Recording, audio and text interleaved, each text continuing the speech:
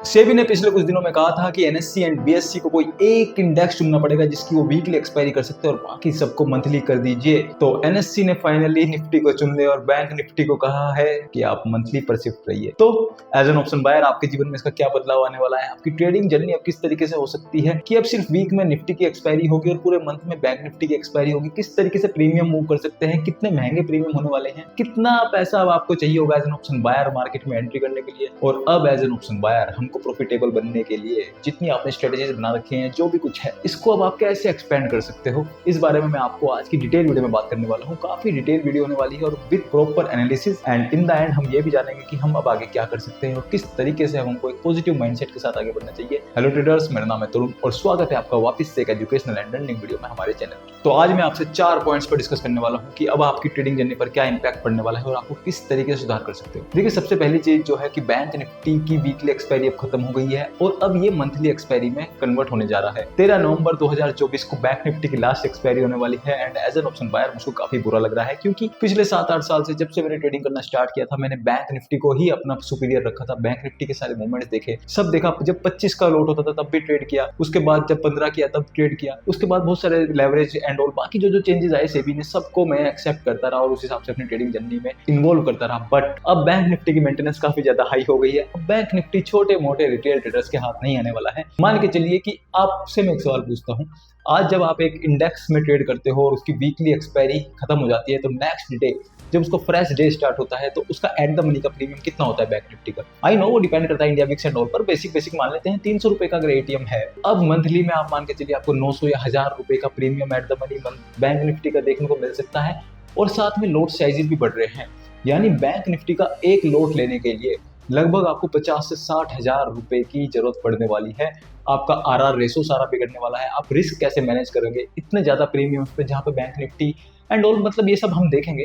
But मुझे लगता है बैंक निफ्टी में वॉल्यूम काफी कम होने वाला है। जो बैंक निफ्टी ट्रेड करते हैं स्पेशली उनके ऊपर काफी इंपैक्ट आने वाला है क्योंकि मंथली कहीं ना कहीं सबने ये मान लिया था कि बैंक निफ्टी को वीकली रखेगा एनएससी एंड निफ्टी 50 को मंथली, क्योंकि निफ्टी 50 के प्रीमियम्स भी सस्ते होते हैं और मंथली भी करेंगे तो उसका इतना बड़ा इंपैक्ट नहीं पड़ेगा। बट निफ्टी 50 वीकली हो गया है और बैंक निफ्टी को अब कर दिया है मंथली। तो अब क्या होगा? देखिए, आप एक ऑप्शन बायर, आप मार्केट में पैसा कमाने आते हो। आपने कहा ठीक है, मैं एक लोट ट्रेड करूंगा और मैं एक लोट यानी अभी आपके लिए 15 क्वांटिटी हो सकती थी, 25 क्वांटिटी हो सकती थी, फिर निफ्टी की 40 क्वांटिटी हो सकती थी। बट अब क्या होगा? आपसे बैंक निफ्टी का बोला है कि अगर आपको बैंक निफ्टी ट्रेड करना है तो भाई कम से कम 3 गुना जैसे साइज बढ़ रहा है तो मान के चलते हैं कि 45 या 50 की अब क्वांटिटी होने वाली है। एक लोट में 45 या 50 क्वांटिटी आने वाली है। तो मान के चलिए अगर आपको एक लोट खरीदने के लिए 50,000 रुपए की जरूरत है, यानी आपका प्रीमियम 800 या 1000 रुपए का है, तो उस पर आप कितने रुपीज का एसएल दे सकते हो? 100 रुपीज पर 30 रुपीज का एसएल देना और 800 रुपए पर 300 रुपए का एसएल देना, दोनों बहुत ही डिफरेंट चेंजेस हैं। जितना की स्ट्रेटेजी इसी के इर्द गिर्द थी वो सब कुछ चेंज होने वाली है और वो हम ट्राई करेंगे। आगे आपको अपग्रेड होना पड़ेगा। साथ ही में निफ्टी 50 की अब वीकली हो गई है तो निफ्टी 50 में वॉल्यूम बढ़ेगा। मेरे ख्याल से यहाँ पर ये होने वाला है कि जो बैंक निफ्टी में ट्रेडिंग करते थे वो अब कहीं ना कहीं स्टॉक में शिफ्ट होते हुए नजर आ जाएंगे क्योंकि स्टॉक ट्रेडिंग अब थोड़ी ईजी हो जाएगी। वॉल्यूम बैंक निफ्टी में काफी कम होने वाला है। वॉल्यूम का बहुत ज्यादा असर देखने को मिल सकता है। देखिए, मेरे ख्याल से जो पहले चलता था, जब थर्सडे को निफ्टी और बैंक निफ्टी दोनों की एक्सपायरी होती थी तो रिटेल ट्रेडर भी कहीं ना कहीं उससे बचा रहता था, किसी एक ही एक्सपायरी में लूज करता था और साथ में सब कुछ स्मूथली चलता रहता था। बट एनएससी ने ही ये किया, पहले अलग अलग एक्सपायरी करी, हर दिन एक्सपायरी कर दी, लोट साइज पर कम कर दिए। उसके बाद अब कह रहे हो कि नहीं नहीं भाई, हमने तो गलत फैसला लिया था, अब हम दोबारा से सही कर रहे हैं और हम आपके फायदे की बात सोच रहे हैं। देखिए, मैं भी सपोर्ट करता हूँ कि वीक में एक ही एक्सपायरी होनी चाहिए, इट्स ओके। बट जिन लोगों के लिए आप ये मेजरली कर रहे हो वो गैम्बलर लोग हैं, वो कहीं ना कहीं उन्होंने अब वो मार्केट के बारे में देख भी नहीं रहे। जिस दिन से आया उन्होंने कहा ठीक है भाई, हम तो कहीं और चले जाएंगे, वहां पर अपना सट्टा लगाएंगे, वहां पर हम कर लेंगे। बट जो एक सीरियस ट्रेडर है जो मेहनत करता है, 3 साल 4 साल वो ट्रेडिंग को देता है, धीरे धीरे सीखता है, उसके लिए दोबारा से नया सेटअप करना पड़ेगा। अब दोबारा से आपको मेहनत करनी पड़ेगी, देखना पड़ेगा प्रीमियम्स, 1-2 महीने आपको लगेंगे कि प्रीमियम्स किस तरीके से मूव कर रहे हैं स्ट्रेटेजी बनाने में एंड ऑल। तो वो सब चीजें अब एक ट्रेडर को थोड़ी और मेहनत करनी पड़ेगी और खासकर जो मेरे तरह प्रॉफिटेबल ट्रेडर हैं उनको और अब थोड़ा चेंजेस करना पड़ेगा और देखना पड़ेगा भाई कि अपनी चेंजेस कर लो। हालांकि अपग्रेड करना एक ट्रेडर का तो एक बेसिक चीज है, हमें हमेशा अपडेट रहना पड़ता है, बट से भी हमको और काम देता रहता है, तो करेंगे इसको मैनेज। आगे बढ़ने से पहले मैं आपको एक बात बताने वाला हूँ। देखिए, एक बात तो श्योर है, मार्केट में प्राइस एक्शन बहुत अच्छे से काम करने वाला है। आपको प्राइस एक्शन ही आना चाहिए, इंडिकेटर बेस्ड ट्रेडिंग या बाकी और जो सेटअप है उसको देख लीजिए। बट प्राइस एक्शन आपको आता है तो आपके लिए प्रॉब्लम इतनी बड़ी भी नहीं है। तो अगर आपको एक बेसिक प्राइस एक्शन आता है और आपको एडवांस सीखना है तो मेरी लाइव लर्निंग क्लासेस चलती हैं, ट्रेडिंग आवर्स। हम कोई रिकॉर्डेड क्लासेस नहीं है, लाइव लर्निंग सीखते हैं। कोई कॉल या पुट के लिए मत आना भाई, लाइव लर्निंग। आपको एडवांस प्राइस एक्शन सीखना है, किस तरीके से मैं मार्केट को देख रहा हूँ ये सीखना है, लाइव 1-to-1 ज्वाइन होकर तो आप कर सकते हो। बहुत ही कम लिमिटेड सीट्स रहती हैं, आप कर सकते हो ज्वाइन, बहुत ही मिनिमल फीस भी रखी है। लेकिन सिर्फ सीरियस ट्रेडर और जेन्युइन ट्रेडर आना हर किसी के लिए एंट्री नहीं है दोस्त। पहले कुछ बातचीत करेंगे, अगर मुझे लगता है कि हाँ आप में वो स्पार्क है तो आप आ सकते हैं। और you know me very well, we will grow together. चलो, जो सेकंड इंपैक्ट पड़ने वाला है वो सेबी ने एक एंट्री बैरियर बहुत बड़ा कर दिया है। जो आज नया ट्रेडर है, नया स्टूडेंट है, जो देख कर आ रहा है कि चलो ठीक है शेयर मार्केट में मैं पैसा कमा सकता हूँ या शेयर मार्केट को मैं एज ए करियर परस्यू करना चाहता हूँ, उसके लिए बहुत स्ट्रगल बढ़ गया है दोस्त। अगर अब आप 50,000 रुपए लेकर सिर्फ सीखने के लिए आ रहे हो, आप सबको पता है एक प्रैक्टिकल अप्रोच चाहिए कि स्टार्टिंग में जब सीखना होता है तो पहले क्या होता था, कम फंड से सीखते थे, थोड़ा थोड़ा सीखते थे और फिर उसके बाद एक करियर बनाने के लिए फंड ज्यादा डालते थे और यही एक प्रोसेस थी। अब क्या होगा, आपको सीखने के लिए 50,000 रुपए लाने पड़ रहे हैं, उसके बाद आप बड़े स्टॉप लॉसेस देने पड़ रहे हैं। 2-3 बार अगर आप 50,000 रुपए खर्च करोगे तो आप एक रिटेलर का नुकसान ही कर रहे हो। जो सीरियस ट्रेडर है उसके लिए हर्डल्स और बढ़ा दिया आपने। कहा है कि भाई तुम शेयर मार्केट में मत आओ। इनडायरेक्टली निर्मला सीतारमण जी ने जो कहा था कि रिटेल ट्रेडर्स के लिए वो ऑप्शंस नहीं है, तो मेरे ख्याल से उसी के रिगार्डिंग उन्होंने कर दिया कि एंट्री बैरियर इतना बड़ा हो गया है। स्टूडेंट्स हैं, बहुत बच्चे हैं जो 20,000-30,000 से ट्रेडिंग करते हैं और वो इन द मनी करते हैं, सेफली करते हैं। अब आउट ऑफ द मनी में ट्रेड करना स्टार्ट कर गए तो मुझे लगता है कि ये एंट्री बैरियर काफी ज्यादा बड़ा हो गया है। और अब यहाँ से जो नया ट्रेडर जो पहली दिन ट्रेडिंग करने आ रहा है उसके लिए काफी ज्यादा मुश्किल कर दिया। आपने कहा है कि थोड़ा रुक जाओ, हम लोड साइज भी बढ़ाएंगे, हम प्रीमियम भी महंगे करेंगे, मंथली एक्सपायरी कर दी है। तो ये मुझे लगता है कि एक तरीके से सही है कि लॉसेस कम हो जाएंगे, बट एक तरीके से जो एज ए करियर चूज करना चाहता है, जो ट्रेडिंग वो देखना चाहता है कि केवल trading particular group of people के लिए थोड़ी है, सभी के लिए है। नंबर थर्ड पॉइंट, हम बात करते हैं वॉल्यूम की। देखिए क्या होता था, निफ्टी में वॉल्यूम है, बैंक निफ्टी में भी वॉल्यूम है, फिर निफ्टी में धीरे धीरे वॉल्यूम आया है, इन्होंने फिर निफ्टी की एक्सपायरी इंट्रोड्यूस करी।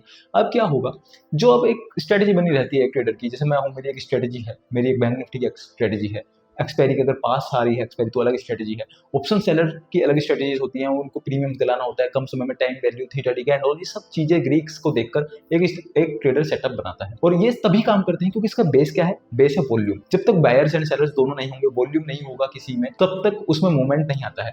तो मुझे लगता है कहीं ना कहीं वॉल्यूम में एक ड्रास्टिक ड्रॉ डाउन होने वाला है। और एनएससी 5-6 महीने बाद ही, देखिए इतना ज्यादा टैक्स जाता है, इतना ज्यादा पैसा एनएससी के पास आता है, तो इसके बाद क्या होने वाला है, जब वॉल्यूम गिर जाएगा, ट्रेडिंग करना भी चाह रहे हैं, जिनको थोड़ी बहुत ट्रेडिंग आती भी है, जो परस्यू करना चाह रहे हैं, वो भी मार्केट से बाहर कर दिए हैं। इस केस में वॉल्यूम गिर जाएगा बैंक निफ्टी से, फिन निफ्टी से, मिड कैप निफ्टी से। इनमें वॉल्यूम कब आएगा, सिर्फ लास्ट के वीक में, जब मंथली एक्सपायरी होगी। जो गैम्बलर है वो लास्ट वीक का वेट कर लेगा, वो कहेगा ठीक है आज जीरो करूंगा। एक मूवमेंट में थोड़ा सा चेंजेस देखने को मिल सकता है, प्लस स्टॉक ट्रेडिंग बढ़ जाएगी, which is good thing. Premium शायद कम होंगे तो कुछ हो सकता है, बट अभी के हिसाब से अगर हम देखें at current level, premiums and load sizes दोनों बढ़ाकर एक एंट्री बैरियर काफी बड़ा हो गया, जिस वजह से वॉल्यूम में काफी ड्रॉ डाउन होने वाला है। लास्ट पॉइंट, अब हम क्या कर सकते हैं। देखिए मुझको ट्रेडिंग करते हुए 7-8 साल हो गए, मेरे सामने बहुत सारे बदलाव हुए हैं, सेबी ने बहुत सारे चेंजेस करे हैं, लेवरेज कम हुई है, लोड साइजेस बढ़े घटे, ट्रेडिंग एक्सपायरी, बहुत सारी चीजें आई। एक चीज कॉन्स्टेंट रही है, वो मैं इसलिए रहा क्योंकि मैंने नेगेटिविटी में ये नहीं कहा कि ऐसा कर दिया, ऐसा करते तो ऐसा करते, कभी मैं ट्विटर वॉर में नहीं गया। मैंने देखा कि अगर एक फैसला ले लिया गया है, अब हम उसको चेंज नहीं कर सकते, हम उसको अडॉप्ट कर सकते हैं। मैं उसको अडॉप्ट करूंगा,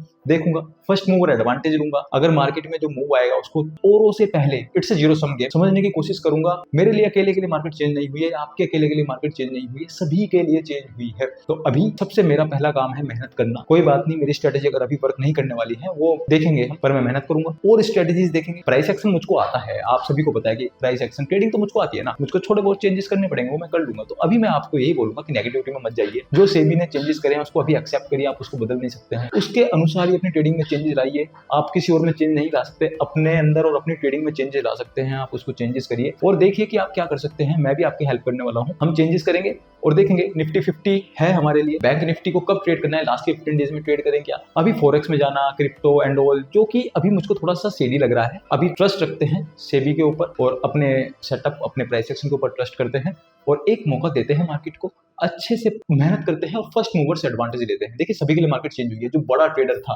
उसके लिए भी और जो आप रिटेल ट्रेडर हो उसके लिए भी, जो प्रॉफिटेबल है उसके लिए भी और जो भी प्रॉफिट देख रहे हैं, धीरे धीरे सीख रहे हैं, उनके लिए भी। तो अभी ये एक बेसलाइन सबके लिए आ गई है। अब देखते हैं आपके अंदर एक्सपीरियंस है, आप किस तरीके से इसको देखते हो, किस तरीके से आगे। एक चीज तो श्योर शॉट है कि प्राइस एक्शन ही काम करने वाला है, प्राइस एक्शन बहुत ब्यूटीफुली काम करने वाला है। इस बात की मुझे बहुत खुशी है कि अब इंडेक्स एंड ऑप्शन साथ साथ चलने वाले हैं। ये जो स्पाइक्स आती थी जिस वजह से एज एन ऑप्शन बायर काफी ज्यादा नुकसान हो जाता था, वो अब थोड़ा कंट्रोल होने वाला है।